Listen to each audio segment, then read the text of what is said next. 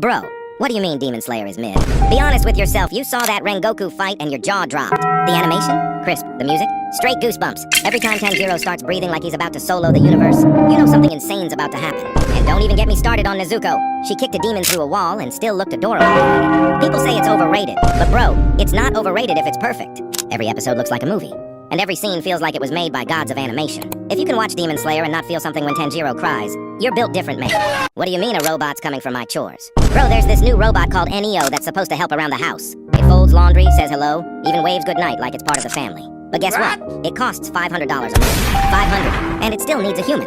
Watching through cameras to make sure it doesn't drop your clothes on the floor. My grandma's vacuum cleaner is more reliable than that. We were supposed to get flying cars, and instead we got an expensive toddler that folds shirts. If this is the future, we're cooked. Bro, I think my body just gave up. I woke up and instantly knew it was over.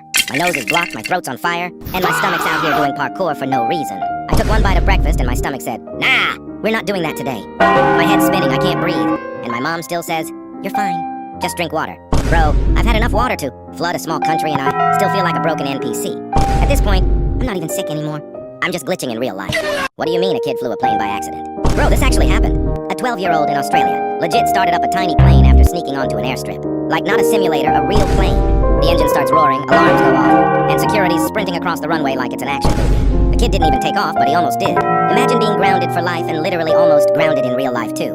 Bro was 1 second away from becoming a pilot on easy mode. The internet called him the real-life GTA kid. We're cooked. The world's turning into a side quest. Subscribe for part 2.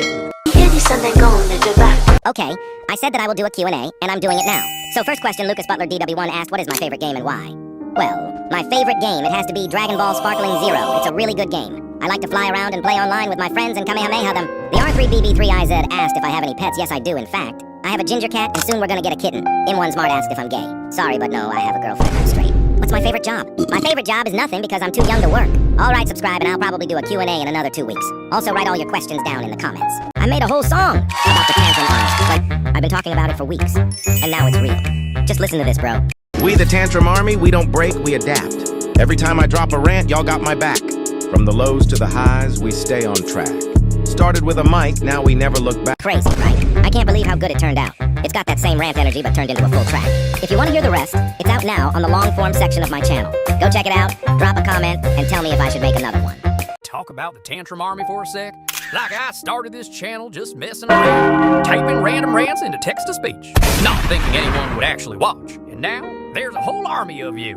Tantrum Army. Every comment, every like, every IO new rant dropped makes me smile more than I'll admit. You guys turned a hobby into something real. You're the reason I keep making these, even on days when I'm not feeling it. It's wild that a voice that isn't even mine brought us all together. We built this weird, funny, chaotic little community, and I'm proud of it. For real, thank you. I want to hit 100K by Christmas, and honestly, I think we can do it. Smash that subscribe to keep the Tantrum Army growing. Bro, this can't be real. Apparently people on social media are saying emojis are cringe now. Like using means you're ancient. They're out here replacing emojis with random keyboard faces like, but ironically, so now that's cool again? What are we even doing? Someone said the thumbs up emoji is aggressive. Bro, it's a thumb. I'm just trying to say, okay, not start an international crisis. Every year we reset what's cool and somehow it gets worse. Next we'll be communicating with smoke signals again. I'm telling you, the internet's cooked, and I'm still gonna use anyway. What do you mean you dressed up as a job application? In the last video, I asked y'all to comment your Halloween costumes. Some of them were actually pretty good. Someone said they were a penguin. Then Stacy was waddling down the street like he owned the place. Probably sweating in that suit, but still committing hard. Another one was Jack the Ripper. Not bad at all. Trench coat, fake blood, the whole vibe was spooky, but kinda cool. Garden candy like it was Squid Game. That's actually clean. Full mask, toy, curb ya, bro. Pink round full of energy. Probably inhaled more candy than anyone else. That was the Grim Reaper, getting full-size candy bars while y'all pulled up looking creative. Halloween went hard this year. So guys, remember when my mom found my YouTube channel? Yeah, that turned into a whole war. I was sitting at my desk editing, trying to focus, when she walks in holding my report card with that look. The one that says you're in trouble. She didn't even yell this time. She just said, you're wasting your potential on the internet. That hit hard, bro. I tried to explain it to her, that this channel isn't just random clips. It's something I care about. But she didn't get it. She said, if you really believe in it, then prove it. Get 100,000 subscribers. Show me it matters. I didn't even know what to say. Like, that's crazy pressure. But at the same time, she's right. If I want this, I have to earn it. So now it's serious. I've got one goal, hit 100K. Please subscribe, because this time it's not just for me. Guys, we actually made progress. I talked to my mom again, and after, like an hour of negotiating, she changed her mind. She said maybe I don't have to delete the channel, as long as I prove I can handle it. So now, instead of 100K, she said I need to hit 50K to keep going. Bro, 50K still sounds insane, but I'll take it. I told her this channel isn't just a distraction, it's something I'm building from nothing. She actually paused for a second, like she was starting to get it. Then she goes, alright, but if you fall behind in school again, it's gone. So yeah, it's serious now. No more slacking, no more excuses. I've got one goal, 50K. Let's show her what the Tantrum Army can do. Subscribe before she changes her mind again. What do you mean Jujutsu Kaisen is mid? BRO, are we even watching the same show? This anime is straight. Peak. The animation is so clean. It looks like Mappa sold their souls to make it perfect. Gojo doesn't fight, he flexes. The man's blindfolded and still making every curse look like a joke. Sukuna isn't just a villain, he's a full-on menace with charisma.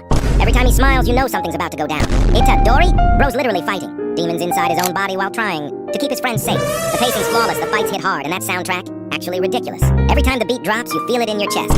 And the emotion? Man, when JJK gets serious, it hurts. The stakes are real, the world feels alive, and the characters actually grow. Mappa didn't just animate an anime, they created a masterpiece.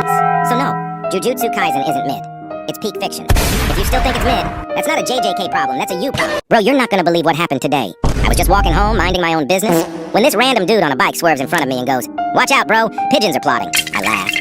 Thought he was crazy. Then two, pigeons literally dive-bombed me like I stole their breadcrumbs. I'm out here dodging and weaving like it's a boss fight while everyone's just watching. One old lady even yelled, "Get him, birds!" Like what? I survived, but now I'm convinced pigeons are planning something. If I disappear, you know who did it. Real ones subscribe before scrolling. Bro, you ever just have one normal day? Yeah, me neither. I woke up, spilled cereal, and watched my milk hit the floor in slow motion like it was a sad movie. Then I go outside and instantly trip over AIR, like gravity's got beef with me. I tried to play it off, but this kid on a scooter laughed so hard he fell too. I was like, see? Karma works fast. Then my phone died, my charger broke, and somehow my Wi-Fi disconnected from real life. Bro, at this point, I think the universe just speedruns L's on me daily. Subscribe so my luck changes, I'm begging. What do you mean Attack on Titan is mid? Man, actually this time I'm not defending or glazing it. Unpopular opinion, but it's just not that good. I only watched the first season, and when the second one came out, I didn't even bother. Bro, it dropped and I was just gone. Every time I say that, anime fans look at me like I just kicked their dog and ruined their bloodline. Like chill, not every anime with a sad piano and a guy yelling about freedom needs to be treated like a cured world peace. Yeah, the fights go crazy, and the soundtrack makes me feel like I'm saving humanity, but the pacing, the waiting, the part 1 of the final season of the final part of the final finale, bro, I got tired. At some point, I just gave up trying to figure out who was fighting who and why. You need a PowerPoint presentation and a therapy session to keep up. Don't get me wrong, it's cool, but it's not that deep. I swear, y'all treat this show like religion. Bro, lately I've been posting rants like I'm screaming into a black hole. I'll drop the funniest thing I've ever made. And YouTube's like, that's crazy! Anyway, but the real ones? You're different. You'll watch me argue with a toaster and somehow call it inspirational. Like, who raised you? Legends, that's who. Every time I see one of you say, "Tantrum never misses," I feel like maybe I'm not just losing my mind on the internet. Maybe this chaos actually means something. What do you mean I accidentally set off the school fire alarm? Bro, listen, it wasn't even my fault. Kinda. So I'm just in the hallway heating up my lunch, right? Someone dared me to see if metal would actually spark in the microwave. I thought it was fake, like internet myth vibes. Nope. Instant fireworks show. The microwave goes boom, lights flicker. And next thing you know, the alarms are screaming. Everyone's running outside like it's the apocalypse. I'm standing there holding my half-melted fork like a villain. Teacher walks up like, "Who did this?" And the whole class looks at me. We're cooked. I swear I just wanted warm pasta, not a full-blown evacuation. By the way, soon I'm doing a Q&A, so if you want, ask questions in the comments. What do you mean a kid found a giant earthworm in his backyard? Bro, check this out. A 9-year-old boy in Christchurch, New Zealand, was just messing around in his yard by a riverbed when he spots something huge and slimy in the water. Turns out it's a giant earthworm, like a meter long. He gives it a name, Dead Fred. He's amazed.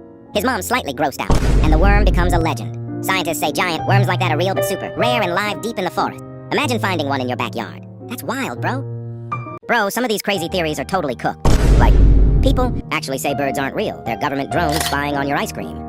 And then there's the flat earth stuff like, no. Literally satellites and astronauts prove it's round. But nah, they're convinced. The wildest ones, aliens built the pyramids, chat, lizard people who run banks while pretending gravity is real. It's hilarious, kinda scary, and totally cooked.